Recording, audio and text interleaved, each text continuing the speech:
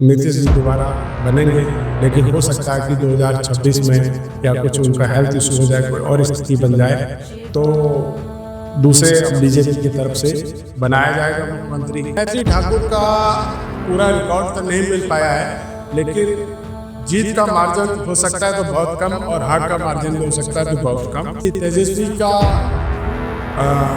नेता तो अभी वो ठीक रहेंगे विपक्ष में। चिराग पासवान इनके बाद इनके नंबर, प्रशांत किशोर जो है एक अच्छी ताकत के साथ बनेंगे। कड़ी आपस में अगर तालमेल बना के रखेंगे तो 2-4-5 सीटें ले जा सकते हैं। अगर बीजेपी कुछ यहाँ चमत्कारी काम और अच्छे से नहीं करेगी, तो अगर ये इस तरह का इन्होंने सुधार नहीं करा, तो आने वाले समय में फिर इनके लिए भी बहुत भारी पड़ेगा। हमारे नरेंद्र मोदी की दशा मंगल की महादशा, लग्नेश की दशा और राशि की दशा बहुत मजबूत मानी जाती है। राष्ट्रपति बनने के भी बहुत योगदान बनते हैं, लेकिन मुझे अभी लगता है कि 29 में अभी इन्हीं को ही बनाया। योगी जी जनता में दिन प्रतिदिन और प्रिय होते जाएंगे। गुरुदेव, राहुल गांधी जी किसी दिन देश के प्रधानमंत्री बन पाएंगे?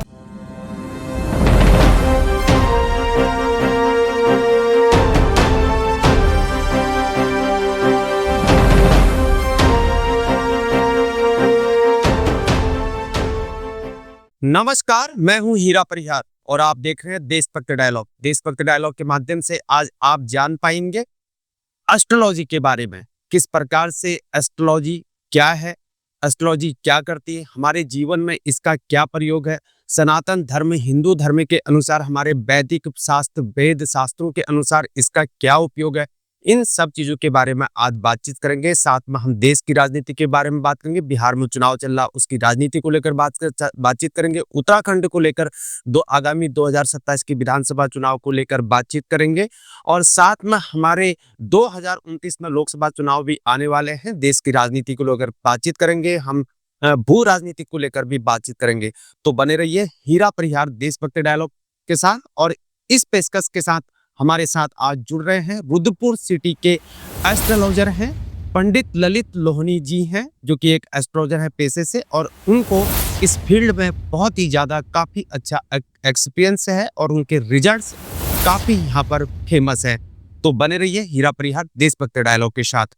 गुरुदेव, आपको शाश्वत प्रणाम। हमारा सौभाग्य है कि आज आपसे इस वार्तालाप में हम एस्ट्रोलॉजी के बारे में बहुत चीज जान पाएंगे। सभी के लिए धन्यवाद, आपके चैनल के लिए धन्यवाद, बहुत बहुत बधाई, शुभकामनाएं। गुरुदेव, सबसे पहले तो हम जानना चाहेंगे कि जो ज्योतिषी है और ये एस्ट्रोलॉजी जिसे हम लोग बोलते हैं, ये आखिर क्या चीज है, क्या बला है, हमारे जीवन में इसका क्या उपयोग है? देखिए, ऐसा है कि हमारे अंदर जैसे चुंबकीय शक्ति होती है, जब बच्चा कोई जन्म लेता है तो जो भी हमारे ब्रह्मांड में जो नक्षत्र और तारे वगैरह होते हैं, उनके ग्रह जो हैं, मेन हमारे यहाँ जो 9 ग्रह माने गए हैं, तो बच्चे के जन्म के समय जब हमारा उसका जन्म होता है, जब वो सांस लेता है, तो उस समय जो भी ब्रह्मांड में हमारे ग्रह नक्षत्र जितने अंश कला डिग्री एंगल पे होते हैं, कौन ग्रह किसके नजदीक है, क्योंकि ये चलायमान है, हमें नंगी आंखों से नहीं दिखाई देते हैं। वैधशाला है, हमारी सरकारी वैधशाला एक कलकत्ता में, एक अहमदाबाद में, नासा वगैरह वाले भी उसी चीज का यूज करते हैं। तो उसके ग्रहों के जो नक्षत्र जब शरीर पर उसके पड़ता है, अंश पड़ता है, उसका प्रभाव उसके पूरे जीवन काल पर रहता है। जो नेगेटिव होता है, जो नकारात्मक तत्व जो हमारे उस पर असर करते हैं, क्या उनको एस्ट्रोलॉजी के द्वारा, ज्योतिष के द्वारा दूर किया जा सकता है? उसमें हमारा बहुत हद तक उसको सुधारा जा सकता है। इसमें कुछ हमारा जो बच्चा जिस परिवार में पैदा होता है, उनके अपने संस्कार, उनके परोपकार, उनके अच्छे बुरे कर्मों का भी बच्चे पे असर पड़ता है, ज्योतिष का भी प्रभाव पड़ता है। अब एक समय पे एक बहुत गरीब घर में बच्चा पैदा हुआ, एक बहुत अमीर घर में बच्चा पैदा हुआ, तो ग्रहों का असर बहुत हद तक होगा, लेकिन परिवार की अपनी पालन क्षमता, उनके संस्कार भी बच्चे पे प्रभाव डालेंगे, तो वो कभी कभी थोड़ा अंतर आता है। गुरुदेव, एक हमारे घरों में होता है कि ग्रह दोष हो जाता है, हमारे घर में बहुत ज्यादा पति पत्नी में झगड़ा विवाद और ग्रह में जो है कलह हो जाती है, उसको ज्योतिषी के द्वारा दूर किया जा सकता है। ज्योतिष में देखो, एक बहुत अच्छी एक व्यवस्था शुरू से चली आई है ग्रह नक्षत्र को मिलान के हिसाब से। ये जो 12 राशियां 27 नक्षत्र होते हैं, ये कुछ आपस में मित्र होते हैं, कुछ इसके विरोधाभास होते हैं। तो अगर हम कुंडली मिलान करके सिस्टमेटिक तरीके से अगर उसको करेंगे तो बहुत हद तक इसमें समाधान होता है। पहले ये सब चीजें होती थी तो इस तरह की दिक्कतें नहीं आती थी। अब क्या है, आदमी घर परिवार ना देख के जॉब प्रोफाइल और पसंद नापसंद उस चीज़ों को देखता है, तो वो जो बेसिक जो हमारे वैदिक ज्योतिष का जो बेसिक फंडा है उसको छोड़ते हुए चला जाता है। तो कभी कभी आदमी जो है बहुत ज़्यादा ही जीवन उसका दुर्लभ हो जाता है, वैवाहिक जीवन। गुरुदेव, आजकल क्या हो रहा है कि हमारी जो सनातन संस्कृति है, सनातन धर्म को एक तरह से जो हमारी जो बाहरी आक्रांता आतताई हैं, वो बदनाम करने की कोशिश कर रहे हैं। चाहे ओटीटी प्लेटफ़ॉर्म के द्वारा परिवार में देख नहीं सकते, पाश्चात्य संस्कृति, सोशल मीडिया के तौर पर। आखिर ये सब चीज़ कब हटेगा और कब तक इसको हम सीमित कर पाएँगे? इसमें देखिए, अंदर से अधिकतर परिवार दुखी है। अब यही जब बच्चे थोड़े और बड़े होंगे, जब ये इस समय में आएंगे, जब इनके बच्चे इस लेवल पाएंगे, तो इनको ये चीज़ें लगेगी। अभी ये थोड़ा इसका दोष काल थोड़ा भी बढ़ेगा। इसमें अभी कम से कम 4-5 साल हमारा मानना है। 4-5 साल के बाद इसमें इन चीज़ों में सुधार आएगा। कोई भी चीज़ एक चीज़ अति हो जाती है तो उसके बाद धीरे धीरे उसमें सुधार आता है। अभी हमारे यहाँ ये पाश्चात्य संस्कृति का असर कुछ अति ज़्यादा हो रहा है। ये 3-4 साल में तो कुछ ज़्यादा ही हो गया। कुछ हमारे यहाँ ये जो तमाम इस तरह के जो फ़िल्म है या इंडस्ट्री है या सीरियल है, ओटीटी प्लेटफ़ॉर्म है, ज़्यादा ही इसमें आज़ादी मिल गई है। और ये आज़ादी ऐसा है कि इसमें कोई रोक-टोक नहीं है। हमारे यहाँ माध्यम ऐसे बन गए हैं, जो कम उम्र के बच्चे भी इसको समय से पहले ज़्यादा बड़े हो जा रहे हैं, उसका ये दुरुपयोग है। गुरुदेव, 2025 का साल हमारे लिए कुछ ठीक नहीं रहा। ऑपरेशन सिंदूर चला, बाहरी आक्रमण और भू राजनीतिक तौर पे जो है वार चला। आखिर 2026 का आने वाला साल जो है भारत के लिए किस प्रकार से फलीभूत देखिए, ऐसा है, हमारा देश जो है इसकी राशि के हिसाब से मंगल महादशा चल रही है। ये वर्ष भी मंगल का वर्ष है। मंगल नेतृत्व, लीडरशिप और सैन्य शक्ति, पराक्रम, फैक्ट्री, इंडस्ट्री, इस चीज़ के लिए भी माना जाता है। तो इस उस दृष्टि से तो हमारा ये साल देश के हित में तो रहा ही है। भले हमारे यहाँ सिंदूर सिस्टम हुआ, हमारे हथियारों की मांग हुई, हमारा ये जितने भी हथियार और ये जितने भी ये ब्रह्मोस वगैरह है, इनकी मांग बढ़ी है। तो देश हित के लिए तो अच्छा है, लेकिन हम जब कोई चीज़ कोई काम करते हैं तो उसमें कुछ बातें नेगेटिव भी आती हैं। थोड़ा प्रचार गलत करा, हमारा या देश का विपक्ष जो है साथ नहीं देता सरकार के अच्छे कामों में, विदेश लोहा मान रहा है। और आने वाले कुछ समय में हम इसमें और प्रगति करते जाएंगे, बल्कि हम इसको कहेंगे दुगुना तीन गुना जो है 2-3 साल में इम्प्रूव करें। अगले साल जो है हमारा सूर्य का वर्ष है, तो मान सम्मान पद प्रतिष्ठा वाला वर्ष है। तो 2026 और 2027 ये हमारे देश की उन्नति और प्रगति के लिए अच्छे हैं। जो विकसित देश है वो भी हमें अपने कैटेगरी के बराबर के इक्वल मान के चलेंगे। गुरुदेव, हमारा देश जो विकसित होने वाला है, हम मोदी जी ने आंकड़ा लगा रखा है कि 2047 तक, और ये भी कहा जा रहा है कि जब हमको आज़ाद हुए 100 साल हो जाएंगे तो हम भारत जो है पूर्णतः विकसित हो जाएगा। हमें पूर्ण विश्वास है कि ये अपने टारगेट से पहले ही 4-5 साल पहले और अच्छा हो जाएगा। और हम अभी जो है जितने भी सनातनी है, धार्मिक गुरु हैं, वो हिंदू राष्ट्र की मांग कर रहे हैं और बार-बार इसमें जो है अड़चनें आ रही हैं। तो क्या हमारा जो वैदिक धर्म है, वैदिक राष्ट्र और हिंदू धर्म, ये सनातन धर्म किस साल में जो है कानूनी तौर पर इस पर जो है हिंदू राष्ट्र हो पाएगा? देखिए, अभी इसमें समय लगेगा। हमारे नेता लोग भी अंदर से चाहते हैं, लेकिन हमारी मजबूरी ऐसी पड़ जाती है कि हम इसको खुल के नहीं कह सकते हैं। कर नहीं सकते। हाँ, हमारा ये मानना है कि 4-5 साल में ये चीज़ हमारी और उन्नतिदायक होगी। आंतरिक तौर पे ये चलेगा, डिक्लेयर करने में भी समय लगेगा। समय लगेगा। गुरुदेव, थोड़ा सा बिहार के जो अभी राजनीतिक चुनाव चल रहे हैं, जोर शोर चल रहा है। एक तरफ भारतीय जनता पार्टी जो है सत्ता में आने के लिए बोल रहे हैं कि ओपिनियन पोल आने वाले हैं। आरजेडी है, प्रशांत किशोर की है, और एक चर्चित चेहरा मैथिली ठाकुर भी है। क्या लगता है गुरुदेव के किस प्रकार से कौन सत्ता में आ सकता है, किसका योग? देखिए, सत्ता जो है बिहार में पूर्ण बहुमत के साथ बीजेपी का जो संगठन है उसके साथ बनेगी। हमारे को पूर्ण विश्वास है कि कुछ समय अभी हमें ऐसा लगता है कि नीतीश जी दोबारा बनेंगे, लेकिन हो सकता है कि 2026 में या कुछ उनका हेल्थ इशू हो जाए, कोई और स्थिति बन जाए, तो दूसरे बीजेपी की तरफ से बनाया जाएगा मुख्यमंत्री। कोई उनको और भी पद दिया जा सकता है, राज्यपाल वगैरह के भी चांसेस बनेंगे। थोड़ा हेल्थ इशू होने के कारण अभी तो उन्हीं के चांस हैं, कम से कम 7-8 महीना उनके पूरे बने रहने के योग है। गुरुदेव, एक मैथिली ठाकुर जो है मैथिली ठाकुर का पूरा रिकॉर्ड तो नहीं मिल पाया है, लेकिन जीत का मार्जिन हो सकता है तो बहुत कम और हार का मार्जिन भी हो सकता है तो बहुत कम। और उम्मीद करते हैं कि जीत जाएंगे, लेकिन बहुत नज़दीकी जाके मामला बनेगा। और हमें उम्मीद है कि उनको कोई जिम्मेदारी दी जा सकती है, लेकिन मिनिस्ट्री वगैरह में अभी चांस नहीं बनते। और राष्ट्रीय जनता दल जो लालू प्रसाद की पार्टी है, तेजस्वी देखो, अभी तेजस्वी का नेता तो अभी वो ठीक रहेंगे विपक्ष में, लेकिन उनका जो साथ के लोगों का ग्रुप है, हमारा ये मानना है कि उनकी जो उनका उनका जो अलायंस है वो 60-65 से लेकर 70-75 तक सीट आने की उम्मीद है। तो उस हिसाब से वो रहेंगे। कुछ गलतियां ऐसी करेंगे कि आगे जब 2029 में लोकसभा का इलेक्शन आएगा तो हो सकता है कि उनको कुछ और नुकसान हो जाए। किसी दिन तेजस्वी यादव मुख्यमंत्री बन पाएंगे, क्या योग कहता है? हमारा मानना है कि करीब करीब 15 साल बाद बनेंगे। और चिराग पासवान जी? चिराग पासवान इनके बाद इनके नंबर लगेगा। इनके बाद नीतीश कुमार जी के बाद ही? नहीं, तेजस्वी के बाद लगेगा। और प्रशांत किशोर जी अभी नए चेहरे उजरे, बिहार में किस प्रकार से राजनीति में? प्रशांत किशोर जो है एक अच्छी ताकत के साथ बनेंगे और अभी उन्हें थोड़ा समय लगेगा, थोड़ी मेहनत करनी पड़ेगी।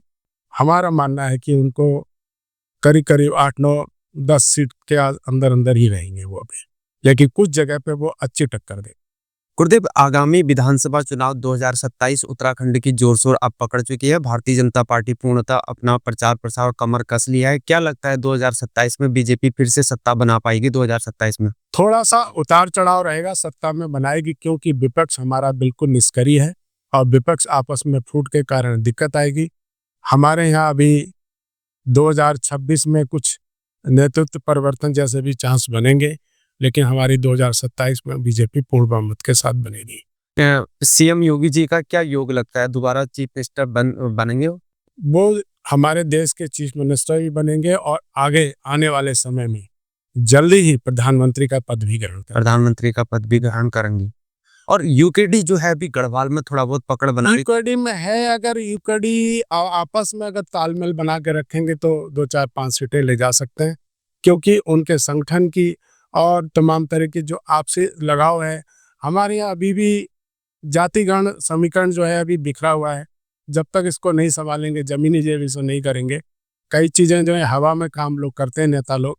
जमीनी स्तर पर जो पहले था, वो जो लगाव था, लोगों से जुड़ाव था, उसका फायदा यूकेडी को। एक बड़ा नुकसान ये है कि हमारे यहाँ पलायन बहुत ज़्यादा हो रहा है। यूकेडी हमारी पहाड़ी स्तर पर मजबूत होती थी, अब वो वाली बात नहीं है। इन्हें बहुत ज़्यादा मेहनत करनी होगी। इलेक्शन के समय जब लोग जागते हैं तो पब्लिक भी नाराज होती है कि इलेक्शन आया तो अभी ऐसी बात कर रहे हैं। पब्लिक इस चीज़ों से उठ चुकी है।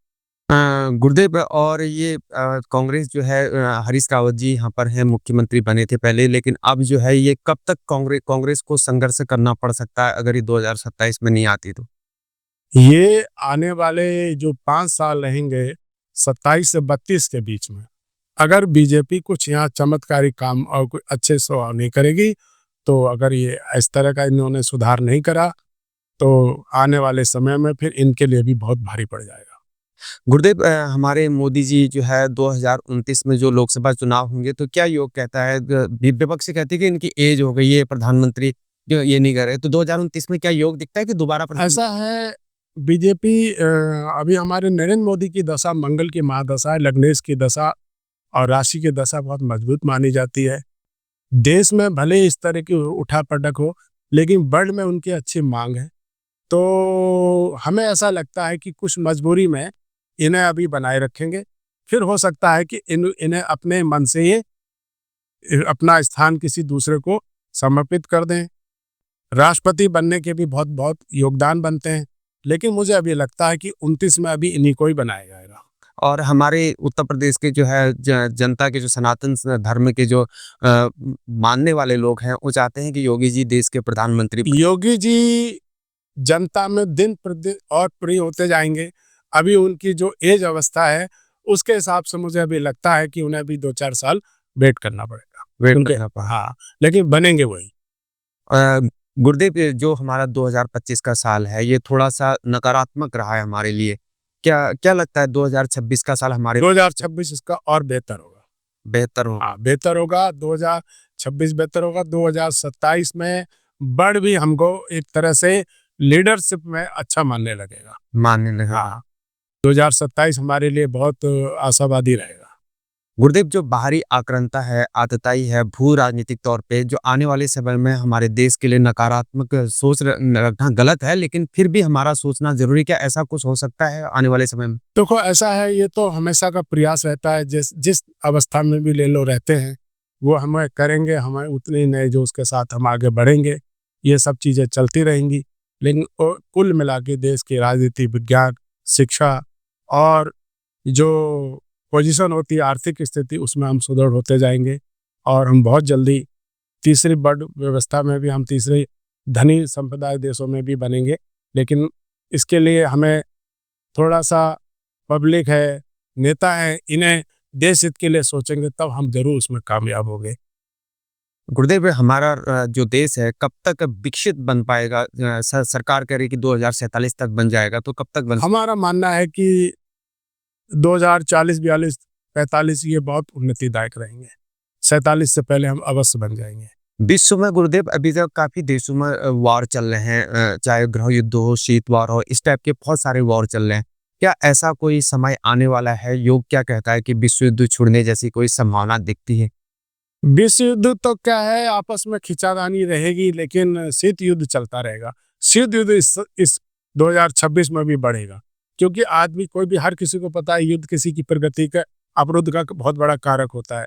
तो जितना ये लोग एक दूसरे की काट वाला जो चक्कर है जो हमारे देश के अंदर चल रहा है, विपक्ष अगर थोड़ा एक मजबूत बन के रहेगा तो सत्ता पक्ष ढंग से और काम करेगा। विपक्ष का बिखराव सत्ता पक्ष के लिए इतराने जैसा काम भी होता है, क्योंकि कोई भी आदमी जब उसको लगता है कि हमें सर ढंग से हमारा कोई विरोध नहीं कर पा रहा है, तो वो उसको कमजोर बनाता है। गुरुदेव, बीच में बात हुई थी एक राष्ट्र एक चुनाव, वन नेशन वन इलेक्शन की बात हुई थी। कब 2029 में लगता है कि वन नेशन वन इलेक्शन हो जाए या समय लगेगा? थोड़ा इसमें समय लगेगा, क्योंकि अभी हमारी आर्थिक स्थिति, इसके लिए भी मजबूती चाहिए। अब बीजेपी कुछ ऐसे राज्यों में भी जब मजबूत बनेगी तभी हो पाएगा, क्योंकि अभी कुछ चीज़ों के लिए हमारा जो इसका जोर जो है उत्तर भारत में ज़्यादा है, दक्षिण एरिया जो है, नॉर्थ ईस्ट है, अभी इसमें विरोध है, तो अभी इसमें समय लगेगा। अभी सबको विश्वास में लेने में भी मुझे लगता है अभी 7-8 साल लग जाएगा। गुरुदेव, राहुल गांधी जी किसी दिन देश के प्रधानमंत्री बन पाएंगे? हमारा मानना है कि संभव नहीं है, उनके जीवन काल में ये नहीं हो बनता है। तो देश में, राष्ट्र में कांग्रेस किस प्रकार से कांग्रेस वापसी कर पाएगी? जब तक अन्य लोगों को अपने इक्वल मौका नहीं देगी और परिवारों को, इसमें अच्छे परिवारों को नहीं जोड़ेगी, तो इनका ऐसे ही पतन होता रहेगा। और ये खाली ये हमारे देश के में घुन वाला काम करेंगे, वो जड़े खोखली करते रहेंगे। विदेश में जाके जो दुष्प्रचार करते हैं, तो धीरे धीरे इनकी पूरे परिवार की ऐसी इमेज बन जाएगी कि ये लोग केवल बोलते हैं, करते कुछ नहीं है। गुरुदेव, अभी जो है धीरेन्द्र शास्त्री जी जो है दिल्ली में 7 तारीख आज से सनातन धर्म की यात्रा कर रहे हैं। क्या लगता है गुरुदेव, हमारा कानूनी तौर पे हिंदू राष्ट्र की मांग उठ रही है, कब तक ये सनातन धर्म? देखो, हिंदू लोग जाग रहे हैं, थोड़ा जाति वर्ग वगैरह का जो पहले छुआछूत वाला होता था वो धीरे धीरे कम होता जा रहा है। हिंदू की जो जड़ें हैं अंदर से मजबूत होती जाएंगी। खुल के तो नहीं कहा जा सकता है, लेकिन जब कोई ऐसी कोई बात आती है, कोई मुद्दा होता है, कोई एरिया जाति वर्ग विशेष की या दोनों दो अलग अलग समुदाय के बीच होती है, तो लोगों में एकता बढ़ रही है। तो यही जो है हिंदू राष्ट्र की ओर बढ़ने वाले कदम है, क्योंकि हमारा लोकतंत्र देश है, सरकार या कोई भी ऐसे ऐसे डिक्लेयर नहीं कर सकती है, लेकिन जब उसको मानने वाले लोग ज़्यादा होंगे तो अपने आप ही वो हिंदू राष्ट्र जैसा ही दिखाई देगा। गुरुदेव, हम हमारे जो है राम मंदिर हमारा बन चुका है, प्रयागराज वाला चल रहा है, मथुरा वाला ज्ञानवापी वाला मैटर भी चल रहा है, शाही ईदगाह वर्तमान में न्यायालय कोर्ट में ये लंबित है, काशी का ज्ञानवापी हो गया। क्या लगता है गुरुदेव, कब तक ये मंदिर में जो है पुनर्स्थापन इनका? ये 2026-27 के लिए बहुत ज्यादा स्वर्णिकाल होगा। सर्वकाल हो जाएगा। हाँ, स्वर्णिकाल होगा। और बहुत ज्यादा मुझे मानना है कि अगले साल अप्रैल मई से लेके ये नवंबर दिसंबर तक इसमें बहुत ज़्यादा प्रगति होगी। 2-3 साल लगेंगे, लेकिन ये 40-50% काम इनका 2026 में पूरा हो जाएगा। गुरुदेव, किस प्रकार से जो एस्ट्रोलॉजी के माध्यम से और ये ज्योतिषी के माध्यम से जो हमारी नकारात्मक चीजें होती है, इनको किस प्रकार से हम निवारण कर सकते हैं? मेन चीज आता है निवारण। सबसे पहले आदमी को अपने स्वास्थ्य पे, खान पान पे, दिनचर्या पे ध्यान देना चाहिए, क्योंकि आदमी अगर उसका अगर हम इसे टेक्नोलॉजी की लैंग्वेज में बात करें, अगर उसका 50 जीबी का उसका माइंड है तो लोड वो 100 जीबी का लेगा, तो इसलिए उसके साथ दिक्कतें आ रही हैं। थोड़ा सा अपने को दिनचर्या में सुधार करें।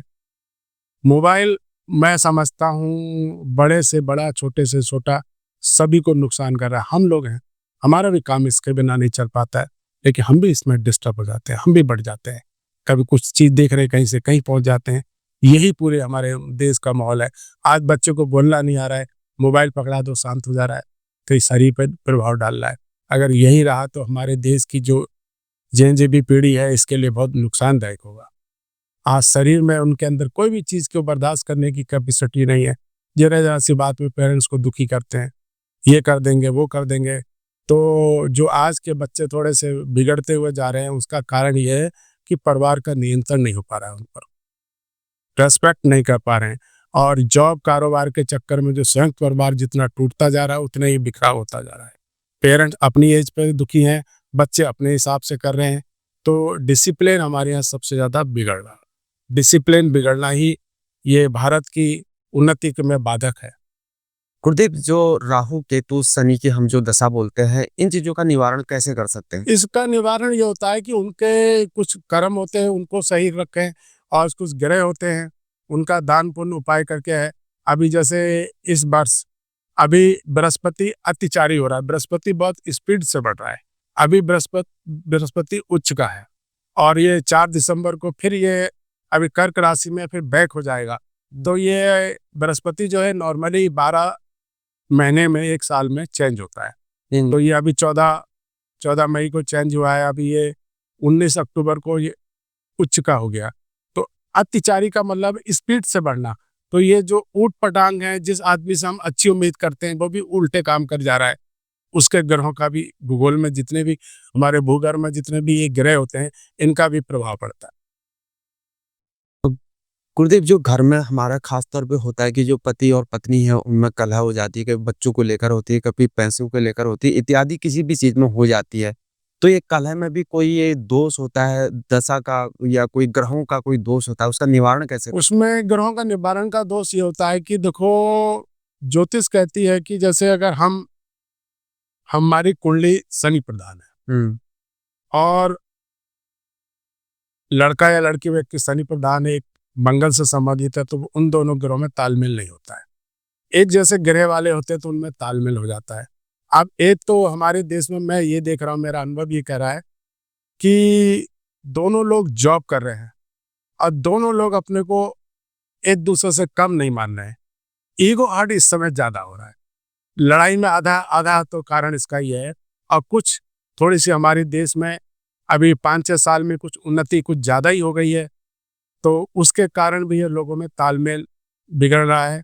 ग्रह में इसमें शनि मंगल राहु का बहुत बड़ा दोष होता है, और ये लगाव वाले चंद्रमा है, शुक्र है, बृहस्पति है, ये सौम्य ग्रह में आते हैं। तो इनके अगर थोड़े से आदमी इस चीज को देखे, सही व्यक्ति से इसका संपर्क करे, तो उसमें उसको सुधार मिलेगा। इसको पूजा पाठ के द्वारा पूजा पाठ के द्वारा अपनी दिनचर्या को सुधार करके, नियमित करके, आप जिसको भी मानते हैं, आप अपने कुल देवता कुल देवी ग्राम देवता को जरूर पूजें। आप दुनिया के मंदिर तीर्थ स्थल के दर्शन करें, अपने माता पिता का आशीर्वाद लेंगे। माता पिता को दुखी करेंगे, जीवन भर दुखी रहेंगे। गुरुदेव जी, आजकल क्या हो रहा है, जैसे आपने बोला कि माता पिता वाली बात हो रही है, सभी नौकरी में, पति नौकरी में, पति नौकरी में, पत्नी नौकरी में। उससे क्या हो रहा है, जो हमारे जो माता और पिता हैं, जो बुजुर्ग हैं, वो अकेले रह जा रहे हैं। उनको डिप्रेशन, स्ट्रेस इस टाइप का बहुत ज्यादा हो रहा है। तो उसमें भले इनमें भी कोई ग्रहों का दोष है, क्या है? आजकल जैसे कई बार बच्चा बहुत मेहनत कर रहा है, उसको फल नहीं मिल रहा है। एक शब्द होता है पितृदोष। अगर माता पिता को उतना ही दुखी करो जो अंदर से दुखी ना हो, अंदर से दुख का अगर उन्हें कोसा, तो वो जरूर बच्चा कुछ भी कर ले, कुछ भी बन जाए, क्लास 1 बन जाए, किसी भी पोजीशन में पहुंच जाए, उसका देर सवेर पतन जरूर होगा। इसका मतलब है कि हमें अपने माता पिता अपने मूल जड़ें नहीं छोड़नी चाहिए। मूल जड़ें नहीं छोड़नी चाहिए हमेशा। मूल जड़ हम छोड़े, कोई भी छोड़ेगा उसे कष्ट होगा, उसका अंतिम समय जो है बहुत बुरा व्यतीत होगा, और उसको तब समझ आती तो क्या फायदा। सही समय पर अगर इसको जागें, उसको संभालें, तो संभलेगा। कुछ भी हो, अपने माता पिता, अपने परिवार ही सबसे बड़ी चीज है। उससे उसको इतना निराश ना करें कि जिससे आपको नुकसान हो जाए। गुरुदेव, आजकल गाय जैसे हम गाय जैसे शहरों में ले रहे हैं कि गाय का गोदान करना होता है, ये सब चीज़ नहीं मिल पाता, हो नहीं पाते, जैसे गोबर की कंटी, गोबर इत्यादि, ये चीज़ नहीं मिल पाता है, तो फिर उसके लिए कौन-सा ऑप्शन हमारे पास होना चाहिए पूजा-पाठ के लिए? देखो, उसके देश काल परिस्थिति के अनुसार हमें ये चीज़ों में थोड़ा बदलाव करना पड़ता है। तो उसके कुछ अल्टरनेटिव व्यवस्था है, जैसे हमारे पौधे हो गए, तुलसी हो गई, हुँ। फूल हो गए, दूब घास हो गई, इनसे भी हम उस चीज़ की पूर्ति कर लेते हैं, क्योंकि दूब घास भी हमारे यहाँ बहुत शुभ माना गया है।